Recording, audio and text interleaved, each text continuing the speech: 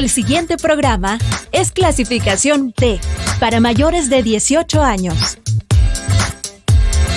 Dirección de Espectáculos Públicos, Radio y Televisión.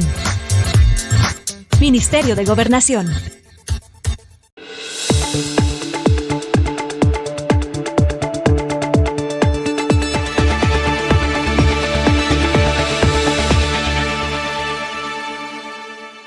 Bienvenidas y bienvenidos a una edición más de Temas y Debates con Ricardo Sosa.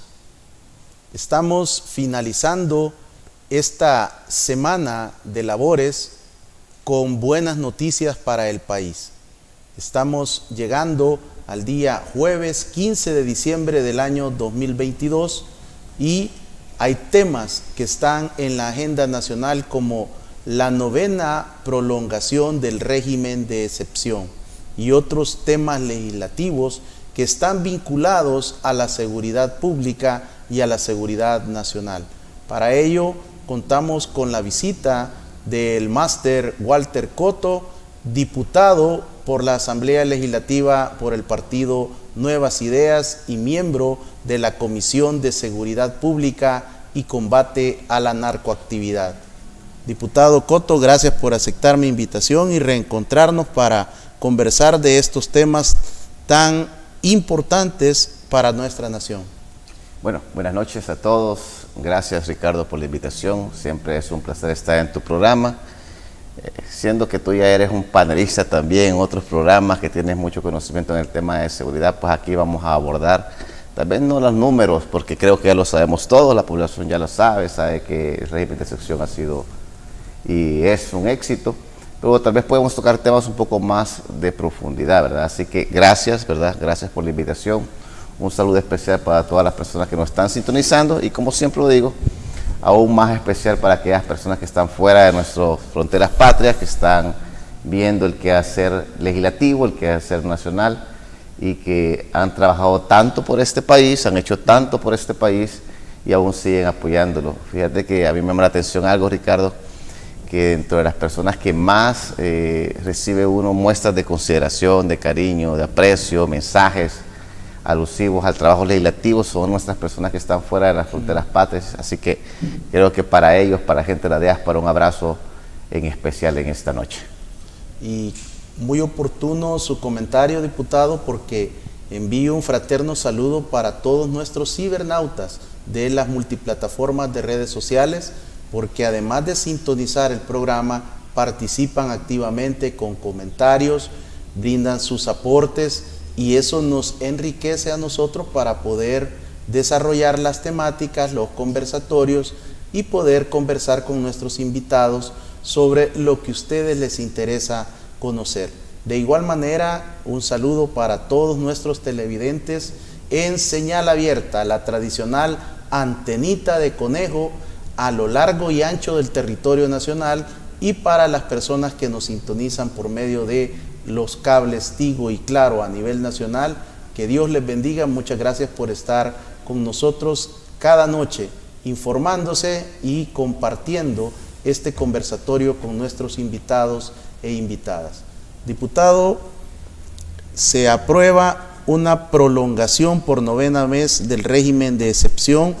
Ayer una plenaria muy extensa que se discuten diferentes temáticas, pero los que estamos vinculados a los temas de la seguridad del país estamos pendientes de tener el conocimiento cómo llegaba en forma y en fondo el requerimiento del Consejo de Ministros por medio del señor Ministro de Justicia y Seguridad Pública, que estuvo también con nosotros ayer en el programa, y se esperaba pues la aprobación. ¿Cómo se da la presentación? ¿Cómo llega el Gabinete de Seguridad a solicitar esta nueva prórroga? Bueno, tal cual el día de ayer también tuviste tú el Ministro de Seguridad por acá. Ellos traen como consecuencia de que las personas, las empresas, todas las diferentes entidades han visto a bien el régimen de excepción y han visto lo que nosotros denominamos resultados, no solo palabras, porque este es un plan que ha traído resultados.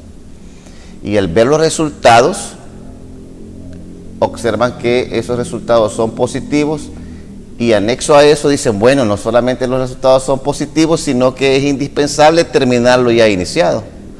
Entonces, el régimen de excepción lo que está permitiendo es terminar por completo con todas las pandillas y sus estructuras. Y debemos hablarlo que hay una parte de esas estructuras que todavía tiene que decaer. Bien lo decían ayer algunos compañeros, colegas diputados, que de las 15 sillas que ellos denominaban así, que tenían poder, jerarquía, que comandaban todo, ya se han capturado a 10 de estos sujetos, pero aún faltan 5 de estos sujetos. Llama la atención lo siguiente: los sujetos que aún faltan son los que tienen mayor poder, no solamente de estructura jerárquica, sino que de economía, de parte patrimonial. Esas 5 sillas son los que más manejaban la plata dentro de las pandillas, y esos todavía no han sido capturados. ¿Y por qué? Porque lógicamente tienen a la base que ellos se han resguardado en otros países porque económicamente tienen las posibilidades para poder hacerlo. Entonces la investigación para con ellos es importante y hay que perseguirlos a ellos. Pero también pasa por el hecho de que los pandilleros a nivel medio, por decirlo así, también algunos todavía no se han logrado capturar, que se tiene información, y por lo tanto es que se comenzó a hacer la siguiente fase del plan control territorial, que fue la extracción, comenzar a determinar qué personas están en determinados territorios, como Soyapango en este caso, y comenzar a sacar a cada uno de ellos. Ahora, el tema del régimen de excepción, fíjate que cuando hablamos de la 9ª vez que se aprueba esta prórroga, o sea, que se da, bueno, la 8ª vez que se aprueba la prórroga y la primera vez que se da la aprobación como tal, pasa por algo que creo que es trascendental e importante, y yo creo que ahí no hemos hecho nosotros un análisis un poco profundo. Es que el dar el régimen de excepción no es fácil. Si tú observas la Constitución, te pone un montón de valladares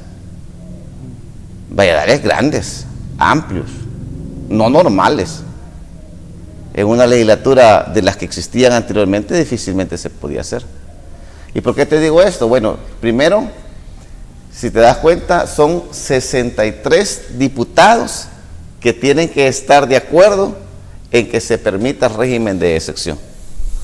Para que existan 63 diputados con la disponibilidad de querer entrar a dar este régimen de excepción, no es fácil. Por eso lo pusieron en la Constitución. Ese valladar, para poder saltarlo, solo se podía hacer como ha pasado en la actualidad, que todos los astros se han alineado justamente. 63 diputados lo dan y pasa otro valladar. A partir de que hay 63 diputados, también dice el régimen solamente puede ser por 30 días. Es decir, que no solamente estamos hablando de 63 diputados, sino que el tiempo es bien corto.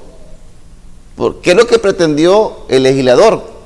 ¿Cuál fue el fundamento teleológico de la norma en aquel momento? Bueno, lo que pretendía o lo que se quería es que régimen de excepciones no hubiesen, o hubiesen muy pocos, que fuese de extrema necesidad, que fuese de extrema urgencia, que fuese algo que se tuviese que ocupar como una arma letal. Y en este momento, esa arma letal ha sido utilizada no una vez, sino que en 9 ocasiones ha existido la voluntad de 63 diputados de permitir el régimen de excepción por 30 días. ¿Esto qué nos trae como consecuencia? Bueno, que las cosas se estén dando, pero pasa por lo demás. Yo quiero comentarte algo que a mí me gustó bastante. Hace unos días tuve yo la oportunidad de ir a Costa Rica, la asamblea me mandó, a una cuestión de Fropel, que nosotros estamos adheridos a Fropel. El tema es que dentro de todo el conglomerado de personas que se encontraban ahí estaban diferentes legisladores.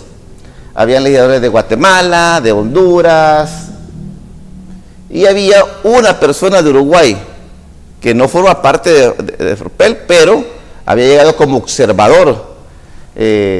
Uruguay tiene un conocimiento en las normas de ciberseguridad y cibernética bastante amplias, y por eso había llegado él, ¿verdad?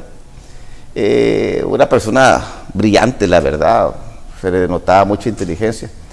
Y lo que me gustó a mí fue lo siguiente: estábamos todos reunidos ya hablando en la convención como tal, se le permitió la palabra a él y él se dirigió justamente a nosotros y nos preguntó: ¿y cómo han hecho ustedes para poder tener régimen de excepción tantas veces?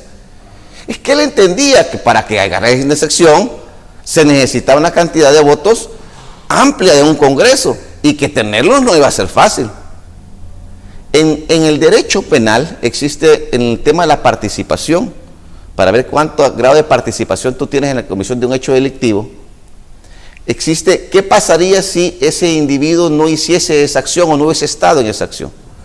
¿Qué hubiese pasado? Bueno, si la participación de él era indispensable para la comisión de delito, entonces es un directo. Si no era tan importante, pues puede serse ya no una participación directa, sino que puede ser de otra naturaleza. ¿Qué es lo que pasa con la Asamblea Legislativa? Quitarle tú al Plan Control Territorial la participación de los diputados, por el excelente ministro que tú tengas, por una buena fiscalía que tú tienes, por una buena Corte Suprema que hubiese querido, incluso por la misma Policía Nacional Civil, que ha sido muy buena, porque si te das cuenta, la renovación ha sido tan amplia, pues, si es cierto, nuevos elementos, pero lo que cambió es la filosofía dentro de ella, cambiaron de lo interno hacia lo externo. ¿Qué pasaría si la Asamblea Legislativa no estuviera como en la actualidad está diseñada, con 56 diputados de la bancada 100? Y ese llamado es que quiero hacer yo a las personas que esta noche nos están sintonizando. Porque la importancia de tener una bancada que responda a los intereses de las personas, de cada individuo, de cada persona. Bueno, porque si nosotros no estamos ahí, entonces ya no va a haber régimen de excepción. Porque no va a haber voluntad política de querer cambiar las cosas. Porque vamos a volver al Estado que casi era fallido hace un par de años atrás. Y de verdad era un Estado casi fallido, porque se reconocían los derechos humanos de quienes, de los que cometían hechos delictivos, y no quiere decir que no tengan derechos humanos, pero se había dejado a un lado el tema de las víctimas. Y hace un par de días, tú estuviste por ahí, se habló con respecto a los derechos de la víctima, que muy buenas las ponencias que yo pude escuchar. Así que la Asamblea Legislativa ha sido como la punta de lanza en esta guerra contra las pandillas. Y anexo a la Asamblea Legislativa pasa lo siguiente, y eso es lo que queríamos comentarte. Hace un par de días también estuve platicando tuvimos una conversación con diferentes diputados y estaba el presidente de la República en esa conversación.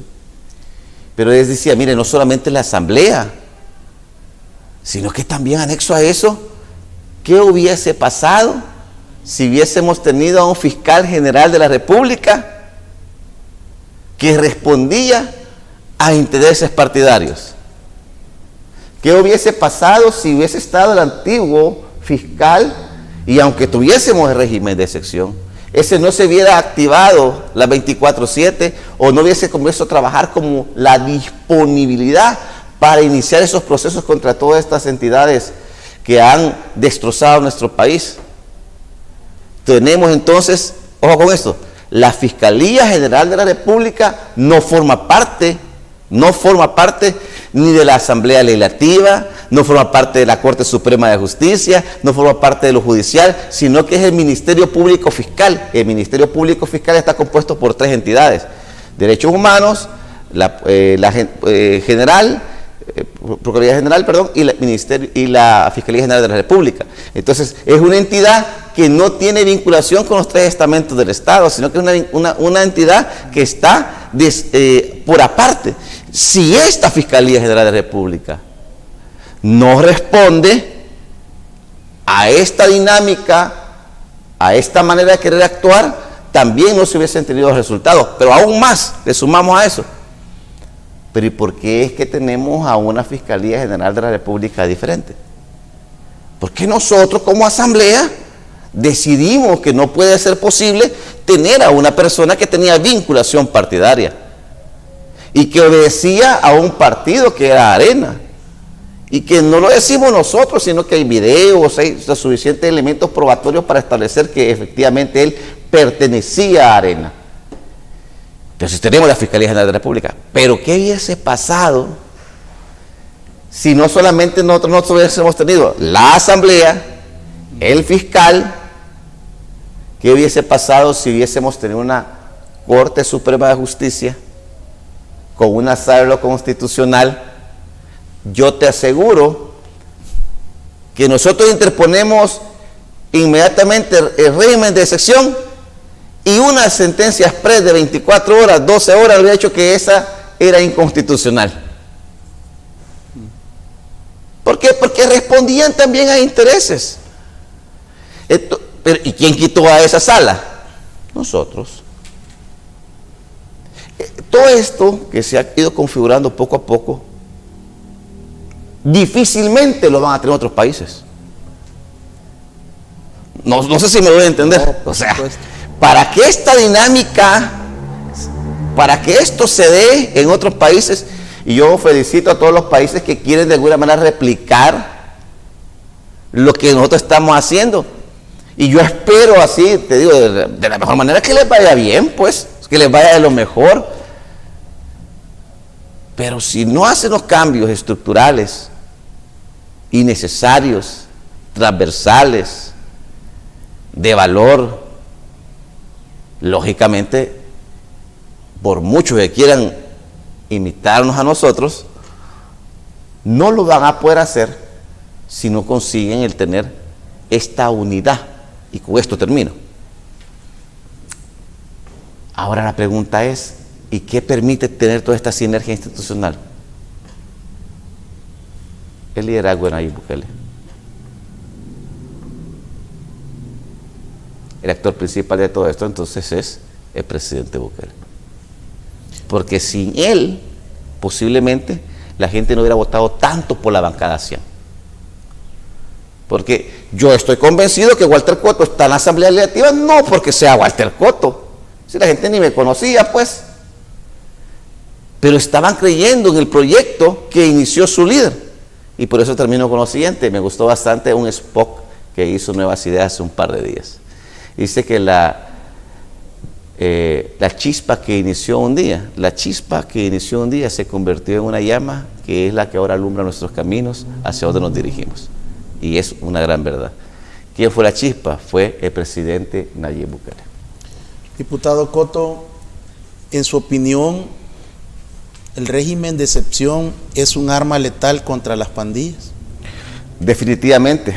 Lo que pasa es que en este país, como en otros países cercanos, no había ni existía otra posibilidad para poder terminar contra lo que son las pandillas. Entonces es un arma letal, y ya no lo digo yo solamente, sino que lo dice las casi 60,000, bueno, un poco más de 60,000 personas que han sido detenidas, pero no solamente han sido detenidas, porque los 15 días duran la detención, y ya estuvieran fuera a los 15 días todos estos maleantes, si los jueces no hubiesen observado en ellos que hubiesen elementos probatorios para vincular que formaban parte de una estructura delincuencial. Por eso todos han pasado a la siguiente fase, a la fase de instrucción. Entonces, en definitiva, el régimen de excepción ha sido una arma que pocos la pueden tener en tanto tiempo en sus manos. Ahora, dependerá de nosotros hasta dónde vamos a llegar con esta arma. Y la clave es terminar por completo. Por eso yo les decía todo. Bueno, ayer que estaba en la plenaria, todos estaban comunicando y hablando con respecto, pero yo lo que quería comentar es importante. Miren, es que el régimen ya se había convertido no en una opción. El régimen se convertía en una necesidad, y ahora es una necesidad seguir con él hasta terminar por completo. Porque si usted deja estirpa un cáncer, pero deja un pequeño parte de dentro del cuerpo humano, vuelve a brotar. Y ahora no podemos nosotros permitir, porque nacerá con mucha más fuerza. Creo que entonces el único que se puede utilizar es el régimen de excepción, claramente aparejado con ello también otras transformaciones en las leyes secundarias que se han ido haciendo poco a poco, y que también ha ayudado, ¿verdad? No solamente ha sido régimen de excepción como tal, sino que también se ha generado, por ejemplo, en la tipificación de la pena de agrupaciones ilícitas, de asociaciones ilícitas, el cambio en la cuantificación de la pena, que se hizo mucho más amplio, también ha sido importante. Entonces ya no se vio como un delito antes, hace aproximadamente unos 10, 12 años, tal vez menos, se consideraba un delito de bagatela. O sea, ¿por qué te fuiste? Ah, por asociación, ya vas a salir. No, ¿por qué? Porque consideraban ese bien jurídico protegido, que era la nación como tal, el Estado como tal, no le habían puesto que era importante tener que hacer una modificación a eso. Entonces se fue incrementando, el bien jurídico protegido de las asociaciones no tomaron como tal y permitieron que esto se fuera creciendo poco a poco. Ahora, ya habiendo crecido el niño de la delincuencia, ya siendo todo un experto en armas, entonces no había otra que aplicar algo similar, tajante. Y reitero, el tomar la decisión de irse por esta vía solamente puede ser de un líder que nos marca el camino de manera concreta. Incluso, diputado, muchos abogados penalistas les decían a los pandilleros que ese delito, cuando lo veían en el requerimiento, que no le daban mayor importancia porque sabían que con cualquier mecanismo ese se lo quitaban. ¿En qué consistió la reforma que ustedes aprobaron que le está ayudando mucho a la Fiscalía en sede judicial? Bueno, hemos hecho varias reformas, pero la que una de las principales fue la tipificación. Bueno, el delito es toda acción o omisión típica, antijurídica, culpable y punible. Entonces, en la tipificación, ¿cómo es que tú llevas a un hecho a convertirlo en delito? Es por el bien protegido, ¿verdad? Tú tienes un bien protegido, tú dices, ¿cuánto es la necesidad de proteger este bien? Entonces, ¿qué es lo que había pasado? La protección de ese bien, tú le pones una pena. Entonces le habían puesto una pena que era, si no más recuerdo, el máximo 5 años, 6 años, no recuerdo con exactitud. ¿Y qué es lo que pasaba? Como siendo una pena de 6 años, como de 3 a 6 años. Entonces, si tú le ponías la mínima pena, eran 3 años, entonces todos se iban por una suspensión condicional de la ejecución de la pena. Es decir, que se suspendía la ejecución de la pena, no ibas detenido, sino que tú salías. Si bien es cierto, había una sentencia condenatoria, pero la persona salía. Entonces tú te das cuenta que las pandillas se dieron cuenta de tal cosa y le decían, tú estás por agrupaciones porque fueron para... no pasa nada. Ya voy a salir, ya sé que aquí me dan 3 años, y si me dan 3 años, pues a los 3 años no voy a ir detenido, sino que me van a poner a hacer cualquier cosa que vaya a firmar durante 3 años. No voy a ir, incluso algunos pandilleros hasta iban a los juzgados a firmar de la manera más tranquila, porque ellos entendían que no iban a pagar nada. Ahora es diferente, a partir de que nosotros cambiamos el solo formar parte de una estructura delincuencial, tú traes una pena bastante grande, entonces la gente dice, o las personas, no, yo no me voy a meter en una estructura, porque la pena sirve para disuadir el delito. No solamente sirve para el hecho de que tú puedas decir, mira, si esa pena es muy baja, pues yo puedo salir tranquilo. Pero si la pena es muy alta, como le hemos puesto actualmente, entonces ellos dicen, no, yo no voy a formar parte de esa estructura, entonces disuades el delito.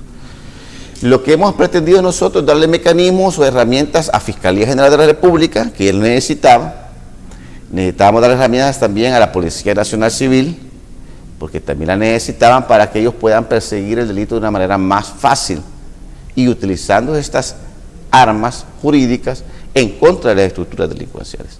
Así que se han ido haciendo otras modificaciones también, se pretenden hacer otras modificaciones que no quisiera tocarlas en este momento porque creo que es muy prematuro todavía, hay que observarlas, hay que leerlas con detenimiento. Incluso el día de ayer se han presentado algunas que se pretende vayan con el objeto de tocar la parte patrimonial de las entidades pandilleriles, ¿verdad?, de las estructuras delincuenciales. Antes del régimen de excepción, ¿cuáles habían sido las principales reformas que ustedes le habían ya efectuado al Código Penal y Procesal Penal, porque de eso se habla muy poco, diputado, pero sí hay una reforma trascendental, en mi opinión, que estaba aprobada por ustedes mucho antes del régimen de excepción. No, hemos comenzado a hacer varias modificaciones, no sé exactamente a cuál tú te refieres. Incluso... Bueno, específicamente que el ser pandillero es un terrorista, eso ustedes lo desarrollaron cuando ni se esperaba un régimen de excepción. Sí, y sí. No fue tan trascendental en el momento, pero luego cuando llegue el régimen cobra vida. Claro, claro, pero fíjate que no me voy a poner los moños por completo como asamblea porque seríamos muy mentirosos, ¿verdad? Hay una resolución de la Sala de lo Constitucional de hace ya varios años, no sé si 2014, 2015, donde la Sala de lo Constitucional declaró que las estructuras delincuenciales, llámese MS, 18, entre otras, ellos ya no iban a ser considerados, ¿verdad?, como unas simples asociaciones. 2016, sino que iban a ser considerados como organizaciones terroristas. Cuando se hizo la declaración de las asociaciones estaban configuradas ya dentro del código y las organizaciones terroristas también estaban configuradas dentro de una ley especial. Entonces, cuando ellos lo declaran como organizaciones terroristas, fue que ellos, con el simple hecho de formar parte de una pandilla, ya eran organizaciones terroristas. Pero te quiero llamar la atención en algo. Mira, a mí me llama la atención que los organismos internacionales han sido tan pujantes en diferentes áreas, ¿verdad? ¿Qué pasó cuando la organización en el 2011 fue, creo yo, 2011, que la organización de donde estaba Bin Laden, pero era una organización terrorista, destruyeron la organización, atacaron a la organización terrorista y comenzaron a atacar diferentes organizaciones terroristas. De ahí una organización terrorista la atacaron, pero fíjate que Estados Unidos no hizo nada por nosotros cuando declaramos organizaciones terroristas a las pandillas. No vi yo la intervención de Estados Unidos tan fuerte, porque fueron declaradas organizaciones terroristas aquí en El Salvador, pero nadie internacionalmente dijo nada, ni observó nada, ni apoyó en mayor cosa. Pero es que también no hubo coherencia con esa sentencia, porque todo lo demás quedó igual y prácticamente solo fue el nombrarles como organizaciones terroristas y denominarlas por cada una de las estructuras, pero todo lo demás no se actuó en coherencia como Estado. Aún más, los abogados en aquel entonces buscaban la manera de hacer un cambio de calificación jurídica de lo que eran organizaciones terroristas a lo que eran asociaciones, porque la asociación tenía mucha menor pena. ¿Qué pasó? El artículo 5 de esta ley especial daba ciertos lineamientos importantes para determinar quiénes eran o quiénes tenían que conformar una asociación terrorista. Y si no estaban esos lineamientos, pues pasaba a lo que eran asociaciones. Entonces todos se iban, que no se cumplían los lineamientos que estaban taxativos dentro de la misma ley, que más adelante los podemos platicar, y entonces lo pasaron a asociaciones. Entonces ya una manera de cómo salir fácilmente de organizaciones terroristas, hacían un cambio de calificación jurídica y lo pasaban a asociaciones ilícitas. Interesante esta primera aproximación con el diputado Walter Cotto. Al regresar, la pregunta para el diputado Cotto: ¿por qué él votó por la 8ª prórroga del régimen de excepción? Regresamos.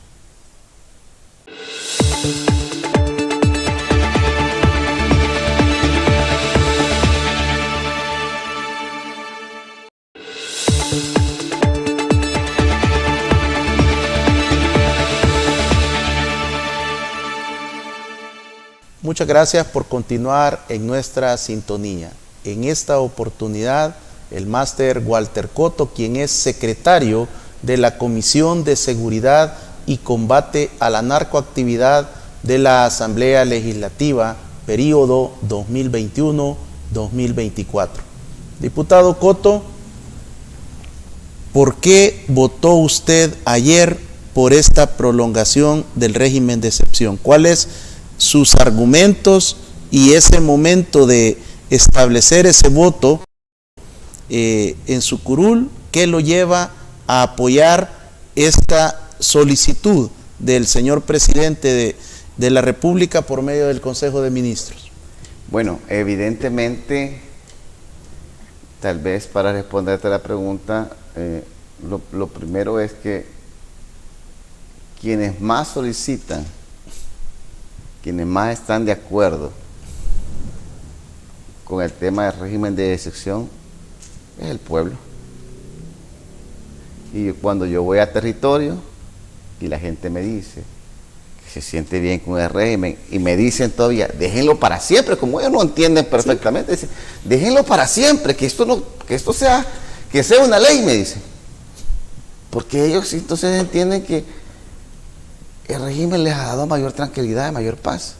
En Zacatecoluca, donde yo soy, pues están las fiestas patronales ahorita y no cabe la gente en los parques. La alegría que se nota, la tranquilidad con la que la gente anda, no les cabe en los rostros. Y la gente mira con alegría que nosotros pues votemos por régimen de excepción. Pero no solamente lo dice la gente común, sino que también lo dicen las empresas. Yo no sé si tú te acuerdas, un par de meses se dijo, miren, nosotros como empresas creemos que el 95% de las extorsiones han bajado. Que te diga un empresario, eso es importante. Pero no solamente lo decimos, pero ¿quiénes dicen no? La pregunta, o sea, que si el pueblo dice sí, los empresarios dicen sí, si el colectivo dice sí, ¿quiénes dicen no? Bueno, quien dice no es la oposición. Bueno, y no todos, porque algunos están votando ya, incluso se está absteniendo, porque saben que el votar no es lo más torpe que pueden cometer en política, pero algunos son torpes ya por naturaleza. Entonces, ¿contra qué te puedes enfrentar? Contra la voluntad del pueblo, expresada de manera tajante en diferentes encuestas, en diferentes lugares, en territorio. Nosotros no podemos hacer más que lo que el pueblo nos mandata. Y el pueblo nos mandata a que se siga con el régimen. Lo grita a voces. ¿Sabes cuál fue el peor error del FMLN y de Arena? Es que no escuchaban la voz del pueblo pidiéndole las cosas, sino que lo ignoraron. Pero lo peor todavía, o sea, lo más bruto, es que aún siendo oposición, estando como están, y todavía no escuchan. O sea, su nivel de la burbuja donde se encuentran ellos, que no sé cuál será, no logran entender que el pueblo quiere el régimen porque se siente bien, porque se siente seguro, porque se siente en paz, porque se siente en libertad, porque mira que el crecimiento va en auge, porque mira que existe más turismo, porque está observando que su negocio hoy lo puede poner y no le están cobrando renta, porque están muchas personas poniendo emprendedorismo nuevo. En Zacatecoluca había unos cuantos restaurantes, están llegando constantemente restaurantes a Zacatecoluca. ¡Qué bueno! ¿Qué dice la gente? Yo me siento tranquilo. Incluso cuando tú te escribe una persona en la diáspora, te dice, yo voy a regresar al país y voy a invertir en el país. Entonces todos quieren hacer esa inversión. Entonces todos están de acuerdo con ello. Y si nosotros representamos al pueblo, por lo tanto representaríamos la voluntad del pueblo. Y si la voluntad del pueblo es de que se dé el régimen de excepción, pues ¿cómo no vamos nosotros a apretar el botón? Diputado, usted representa a todo el departamento de La Paz. Vive en Zacatecoluca, está visitando los cantones, los caseríos durante toda la semana y el fin de semana específicamente. Ha regresado la vida nocturna a Zacatecoluca porque Zacate, como le decimos en el país, era un pueblo fantasma ya a las 5:30 de la tarde. Claro. El transporte interno entre 4 y media, estaba prácticamente terminando sus últimos viajes. ¿Qué está sucediendo de abril a diciembre en el departamento y específicamente en la ciudad viroleña? Bueno, como yo te decía, definitivamente lo que la gente observa o lo que la gente está viendo es que hay mayor seguridad, que existe mayor tranquilidad. Yo creo que inspira ver la alegría de la gente. Si yo algo me voy a quedar de esta legislación, es sentir la gente contenta. Transmite esa alegría porque tú lo observas y dices, no, yo me siento bien, yo me siento representado en la Asamblea Legislativa, yo siento que las cosas están caminando y lo puedes observar. Fíjate que la gente poco a poco también está entendiendo cuál es el rol del legislador, porque por lo menos en el departamento, y yo sé que en otros departamentos también, que no son San Salvador, pues, la gente estaba acostumbrada a que le dieran su guacal, su camisa, o su canasta, ¿verdad?, en Navidad, como una de las diputadas que está allá, que daba guaro también, va. Entonces estaba como acostumbrada. Y ahora la dinámica es diferente, porque la gente no solamente observa que estamos en territorio, que estamos tratando de apoyar de una u otra manera, pero también está viendo que estamos trabajando dentro de la Asamblea Legislativa, dando leyes que le garantizan a ellos un bienestar y una tranquilidad. Entonces en el departamento tú observas que va creciendo de manera grande. Quiero comentarles que se va a iluminar toda la calle que va hacia lo que es el aeropuerto. Va a haber una iluminación tan bonita como lo que está en el Surfside de la Libertad. Y está creciendo mucho el departamento como tal, un lugar excelente hasta para invertir ahorita, porque como tú decías, no había mucho comercio, o sí había comercio, pero no estaba de la manera como se está abriendo en la actualidad, y eso ha generado tranquilidad. Pero lo que yo vivo en el departamento, la gente lo está viviendo en todas partes. Y hay un dato que a nosotros nos gustó bastante. Hubo un concierto de un cantante que canta raro, ¿verdad? Y también estaba en San Miguel el carnaval, y por todas partes había gente. Y yo precisamente ese día salía a Zacatecoluca y estaba topado el parque de gente. O sea, la gente está saliendo de sus casas porque encuentra la tranquilidad que le permite tener la seguridad. Y nosotros lo decíamos en campaña, o sea, el eje transversal de crecimiento económico, de la educación, de todo, será la seguridad. Y es lo que nosotros nos quedamos en este año. Este año se ha podido solventar en gran escala el tema de seguridad. Aún falta, y por eso hemos permitido que el régimen continúe. Y aún falta venir a plantearse un nuevo sistema que se va a hacer en el futuro, ya con respecto al tejido social que viene en el camino. Pero en este momento la seguridad ha dado un giro rápido, si es que incluso en Costa Rica, que se creía que su tasa de homicidio era más baja, y que nosotros estamos en un nivel superior a ellos ahora, en un nivel de seguridad superior en cuanto al tema de los homicidios. Claro, poco a poco tenemos que ir mejorando también en otros temas, pero yo creo que el camino está claro. El camino está claro, y nosotros como Asamblea Legislativa, como gente de la bancada CIAN, creemos que ese camino que iniciamos tenemos que concluirlo. No podemos dejar las cosas a medias. Así que yo creo que poco a poco las cosas van dando su punto para que podamos ir expandiéndonos. No sé si tú observaste hace un par de días en Forbes, en un informe, se dijo que nosotros como salvadoreños estamos ya en nivel de sostenibilidad en un segundo rango después de Costa Rica, y supuestamente Costa Rica nos lleva 50 años. Al camino que vamos, no nos vaya a sorprender a nosotros que ya no seamos el segundo. Bueno, en seguridad vamos a cerrar arriba de ellos. Totalmente arriba de ellos.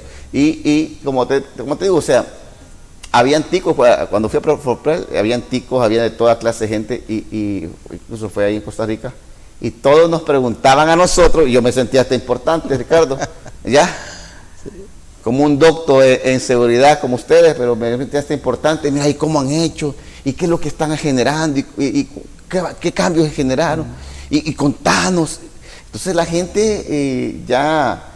Tú vas a México y la gente salvadoreña, sí, Bukele, te dicen, Bukele, y la gente entiende ahora, incluso ya a los salvadoreños, algunos hasta no se sentían bien decir que eran salvadoreños por X, Y, Z razón, porque eran marginados, porque eran atacados, pero ahora en la actualidad todos están contentos por el hecho de que ahora tenemos a alguien que nos representa como tal, tenemos un presidente que nos representa como tal, que ha tenido el valor, el coraje, que tenemos una asamblea dinámica, que claro, tenemos que mejorar un montón, si es que yo estoy claro que vamos por el camino, que tenemos que ir mejorando muchas cosas, pues claro que sí, o sea, incluso estoy convencido que los pasos que nosotros hemos dado en este camino, todas las bancadas que han existido en la anterioridad nunca lo pudieron dar. Y fue un fracaso. Terminando con tu pregunta, hubo en un tiempo, si yo no me recuerdo, 2018, el Departamento de la Paz se convirtió en el tercer departamento con mayor índice de homicidios en el país. O sea, era algo terrible. Eran baños de sangre. Y cuando es un pueblo todavía más te das cuenta, está en la esquina, está tirado fulano y tal. Era terrible, era terrible. Nosotros sufrimos eso, nosotros vivimos. Yo formé parte de poder observar, fui testigo, mejor dicho, de cuánta muerte hubo, porque yo soy de viroleño. Y a muchas personas cercanas a mi persona, amigos míos, fueron acribillados a balazos por pandillas. Jóvenes que tenían sueños como los que yo tenía y fueron truncados. Pero lo que más a mí me molesta y me enoja, ¿sabe cuál fue la respuesta que dio Sánchez Serén en cierta ocasión con respecto a ese repunte de homicidios? Dijo así, casi no podía hablar, pero dijo, mire, no se preocupen, dijo. Aquí la mayoría de los muertos son pandilleros. Falso. Así que puso la sangre aquí en este país fue el pueblo. Fue aquel hombre que no quería entregar su renta, o aquella jovencita que no quiso entregarse a un pandillero, eso ponía su sangre. ¿Qué siente el ciudadano viroleño Walter Cotto cuando ve que su ciudad está saliendo de la lista de los municipios más violentos y además ha dejado de ser una ciudad y un departamento, La Paz, donde el cuatrerismo era un oficio, era prácticamente un estilo de vida y la gente lo identificaba? Él roba ganado y a eso se dedica. No el diputado, el ciudadano Cotto, ¿qué siente?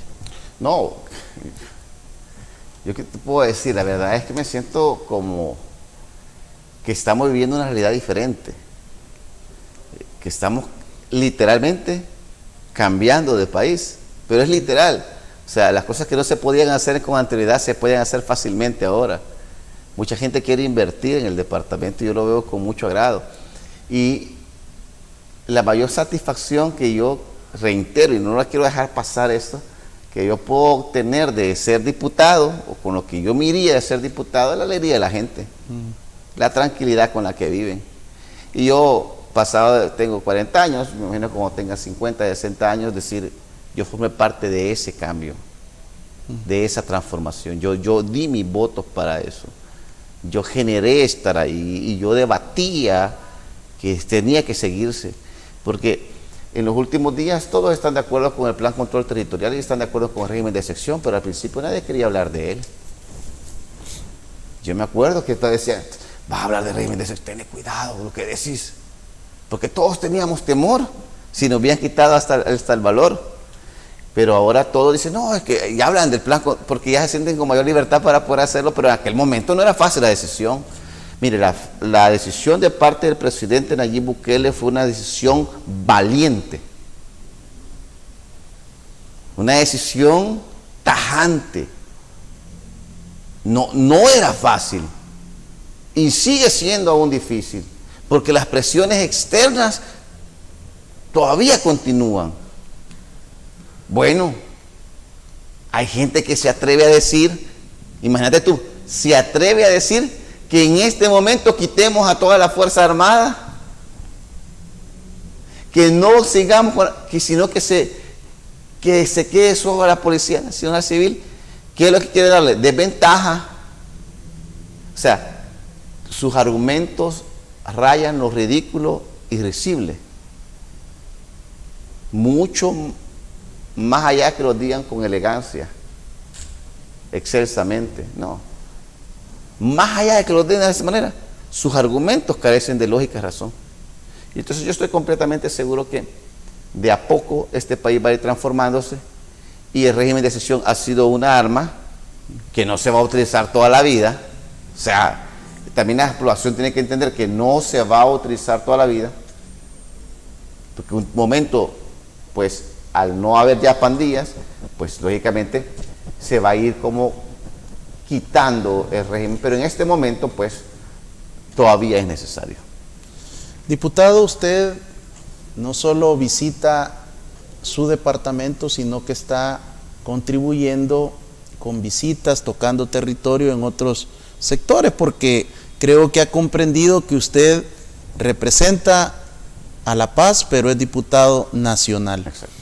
¿Cuál es su opinión sobre el lanzamiento de la fase 5 del parte del señor presidente de la República y el Gabinete de Seguridad en el municipio de Soyapango y los resultados que ya son palpables en 2 semanas completas?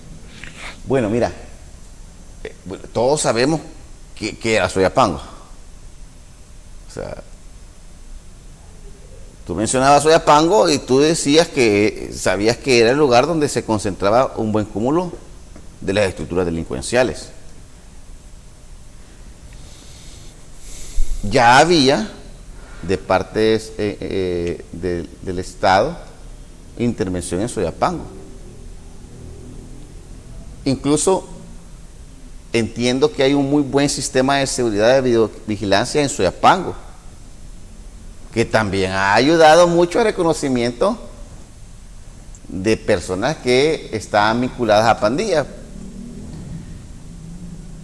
Pero se tenía conocimiento que por tener un arraigo tan grande los pandilleros en el lugar, conocían toda su área geográfica y estaban vinculados en diferentes lugares, que se sabía que habían sujetos que todavía estaban vinculados a pandillas y que estaban escondidos en el lugar. Entonces el plan de extracción es un plan en el cual va directo. Se hace un cerco y eso se va a ir sacando de manera directa a cada uno de los sujetos que están vinculando.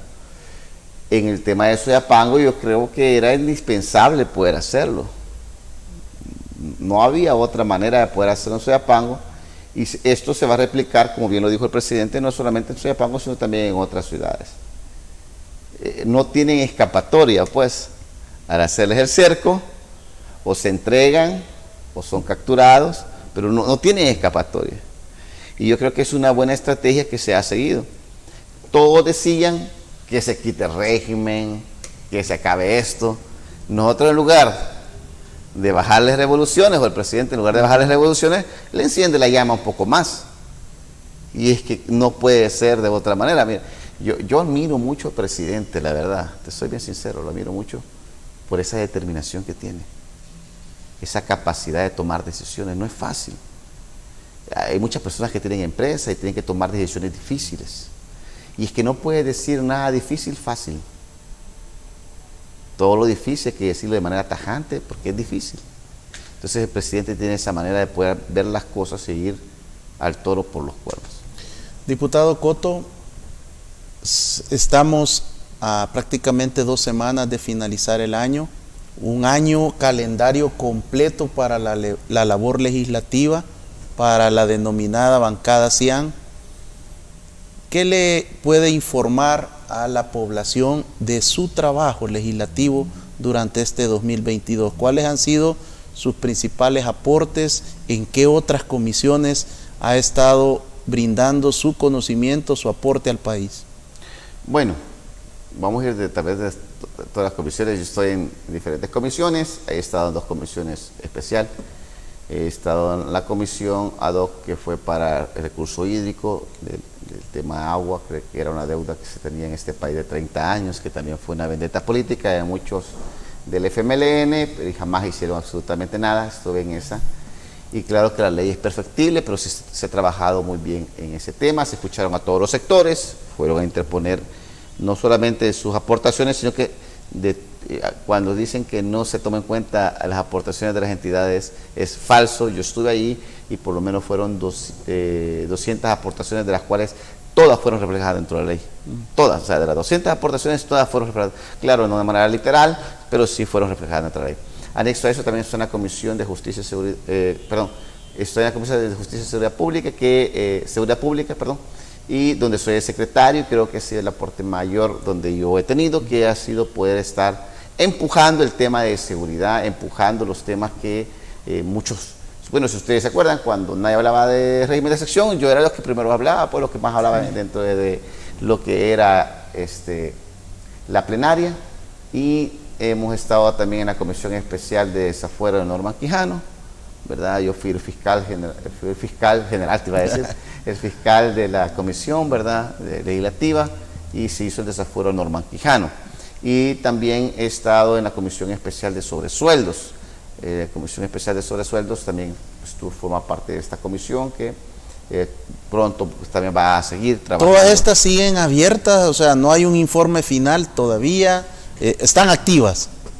La comisión de Norman Quijano ya terminó, porque se termina con el desafuero correspondiente. Esa ya terminó. La comisión de recurso hídrico, esa también ya terminó, porque se montó la ley correspondiente. Y la comisión de sobresueldo aún sigue vigente. Se espera poder retomarse esa comisión con ciertos elementos que ahorita vamos a ir metiendo, que creo yo que es importante que la gente entienda que...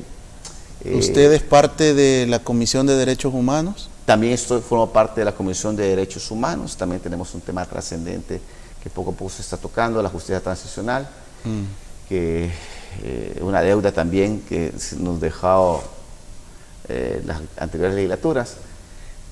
Pero si yo pudiese decirle a ustedes cuál ha sido mi aporte más grande que he tenido dentro de la Asamblea Legislativa, yo lo puedo decir fácilmente. Yo creo que le he permitido gobernabilidad al presidente. La gente quería que el presidente tuviese los medios idóneos para poder gobernar este país. Y yo soy una de todas las piezas, una de las pequeñitas piezas que le ha permitido al presidente que pueda gobernar y que pueda trabajar dentro del Ejecutivo. Entonces, si a mí me preguntaran cuál ha sido tu mayor aporte dentro de lo que es la Asamblea Legislativa, yo les diría con facilidad ha sido que he permitido y he apoyado todo aquello que vaya encaminado a la mejora del país y a permitir que el presidente Nayib Bukele tuviese gobernabilidad.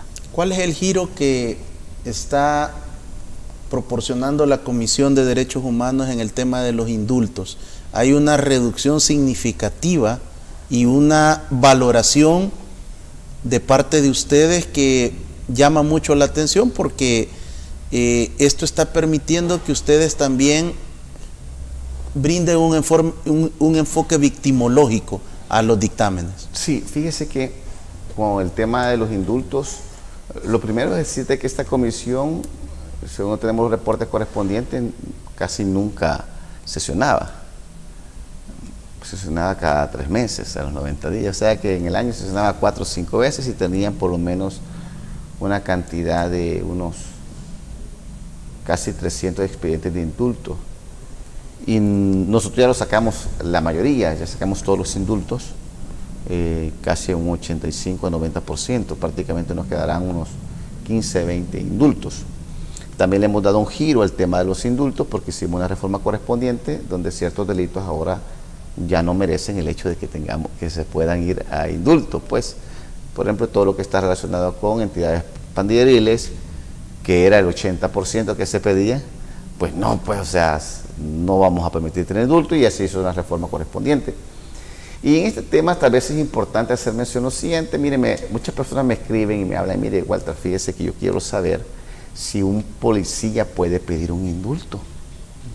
Y yo les digo, sí, claro. ¿Y cuál es el proceso? Bueno, el proceso tendrá que solicitarlo a través de un abogado, lógicamente, y iniciar el proceso internamente. Se solicitan varias documentación, luego se pasa eso al Consejo Criminológico Regional, si eso está, y luego pasa al Consejo Criminológico Nacional, luego pasa a la Corte Suprema de Justicia y luego llega a la Asamblea Legislativa. Es un proceso a seguir, pero sí, todos los policías, ojo con esto, no quiero decir que se le dará indulto a los policías totalmente, no se sabe, porque tendríamos que ver cuál es el análisis que hace, como digo, el Consejo Criminológico, cuál es el análisis que hace la Corte Suprema de Justicia y cómo llega ese expediente ante nosotros, pero sí, lógicamente ellos tendrán la posibilidad para poder pedir un indulto si consideran que es pertinente y conducente para ellos. Diputado, quiero agradecerle por haber aceptado mi invitación y poder compartir todas estas novedades, estos informes de su trabajo legislativo, pero que también forma parte de la bancada CIAN, que están generando la gobernabilidad que el país necesita, que el presidente Bukele necesita y el Gabinete de Seguridad también ha requerido. Su mensaje de cierre de fin de año para todos nuestros televidentes y cibernautas. Bueno, agradecimientos a tu persona por permitirme estar juntamente contigo esta noche. En estas fiestas navideñas, yo creo que lo más principal es que no se olvide por qué son estas fiestas. Se conmemora o se hace mención del nacimiento de nuestro Señor Jesucristo. Yo creo que es lo más trascendental. Así que es un buen momento para compartir, para pasar en familia, para abrazar a aquellas personas, para perdonar. Es un buen momento para perdonar. La vida es tan corta, Ricardo. Termina tan rápido. Y creo que en el ocaso de nuestras vidas, creo que lo que más tenemos que generar es el poder vivir de manera intensa, pero sobre todo vivir conforme a los mandamientos de Dios. Así que un abrazo fuerte para todas las personas que han estado en sintonía de este programa y estamos para servirles. Espero que me invites pronto nuevamente para estar juntamente contigo hablando estos y otros temas. El próximo año va a ser un año de mucho trabajo intenso, así que estamos ya en la disponibilidad de poder ir descansando estos par de días para darle con todo el próximo año. Así que para cada uno de ustedes un abrazo fuerte, Dios me los bendiga y estamos en pendiente. Que Dios le bendiga y le siga prosperando en su familia y en su trabajo legislativo. Y a usted, amigo televidente y cibernauta, un mensaje fundamental. Las personas que tomaron la decisión de suicidarse no querían terminar con su vida, querían dejar de sufrir. Usted abrace la vida, confíe en Dios plenamente y que Dios le bendiga. Nos vemos en la próxima.